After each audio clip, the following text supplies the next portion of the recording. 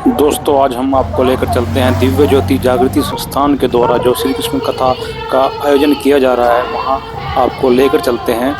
ये देखिए, पानी की सेवा की जा रही है। कि आज मानव ने भगवान के साथ प्रेम करना तो बड़ी दूर की बात है, उसने तो उस प्रकृति के साथ भी प्रेम जो था वो भी समाप्त हो गया। अपनी लालसाओं के लिए, अपनी तृष्णाओं के लिए उसने इस प्रकृति का दोहन किया। वृक्षों के वृक्ष काटकर वनों के वन समाप्त कर दिए।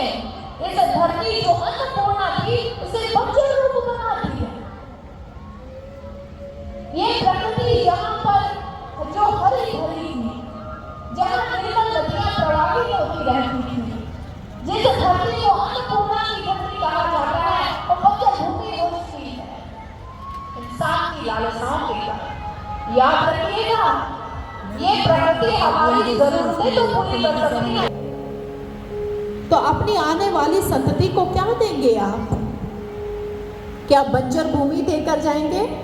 क्या प्रदूषित जल देकर जाएंगे? भगवत प्रेमियों, ये प्रकृति धरोहर के रूप में हमें हमारे ऋषियों से मिली थी और हमारा ये कर्तव्य बनता है कि एज इट इज हम अपने आने वाली जो संतति है उसे प्रदान कर जाएं।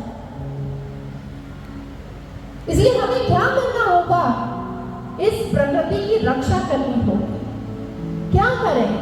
अपने जीवन की छोटी छोटी आदतों को बदलकर हम अपना योगदान दे सकते हैं। हमारे महाराज जी एक बड़ी सुंदर कहानी सुनाते हैं और वो कहानी इस प्रकृति की रक्षा के लिए हम सभी के लिए बड़ी प्रेरणा की स्रोत है। कहते हैं एक बार जंगल में आग लग गई और जंगल के जितने जा रहे थे जंगल की आग से बचने के लिए, लेकिन एक नन्ही सी चिड़िया नदी में जाती है, अपनी चोंच में पानी भरती है और उसमें डालती है आकर।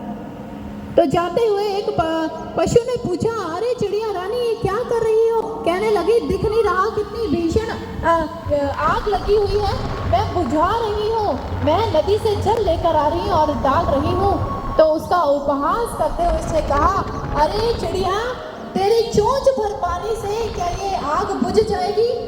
तो उस चिड़िया ने बड़ा सुंदर उत्तर दिया, कहने लगी, मैं जानती हूँ कि मेरे चोंच भर पानी से ये आग नहीं बुझेगी, लेकिन मैं ये जानती हूँ कि जब लोग ये कहें कि जंगल में आग लगी थी तो मेरा नाम इसको लगाने वालों में नहीं, भागने वालों में नहीं, मेरा नाम इसके बचाने वालों में आएगा। इसलिए मैं तो प्रयास करती ही रहूँ। इसलिए हम भी प्रयास कर सकते हैं, हमें जागना होगा। हम ऋषियों की संतानें हैं, इसलिए हमारे ऋषियों ने भूमि पूजन रखा, कुएं की पूजा रखी। कोई भी कार्य प्रारंभ करते हैं, पेड़ों की पूजा की जाती है, पीपल की, वट वृक्ष की, आंवले की पूजा की जाती है। क्यों की जाती है? ताकि इसके साथ हमारा एक भावनात्मक संबंध बने, हम पेड़ ना काटें। इसलिए हम भी चिड़िया भर का जितना प्रयास कर सकते हैं। कैसे कर सकते हैं? आज हर इंसान को अपने कमरे में एसी चाहिए, लेकिन वो पेड़ नहीं लगाना चाहता, अपने घरों में पौधे नहीं लगाना चाहता, अपने घर की छतों में वो पौधे नहीं रखता है, लेकिन एसी की ठंडी हवा सभी को चाहिए। अगर अपने घरों में जितने एसी हैं उससे कहीं अधिक आप अपने घरों की छतों पर, बालकनी में और अपने घर के आंगन में अगर आप असंख्य पौधों से उसे भर दें तो आप इस प्रकृति को बचाने में, आपका नाम चिड़िया में आ सकता है कि आपने इस प्रकृति को बचाया। आप बूंद बूंद पानी को बचा सकते हैं। आज आपको शुद्ध पानी पीना है, आपके घरों में एक्वागार्ड लगा हुआ है, लेकिन उससे पानी पाइप से जो वेस्ट पानी निकल रहा है उसको कोई स्टोर कर रहा है?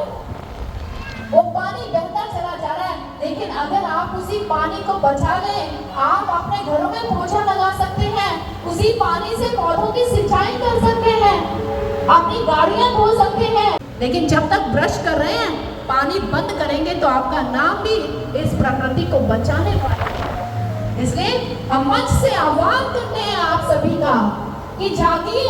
अगर अब भी हम नहीं जागे तो ये धरती जो रहने के योग्य है, ये रहने के योग्य नहीं रहेगी।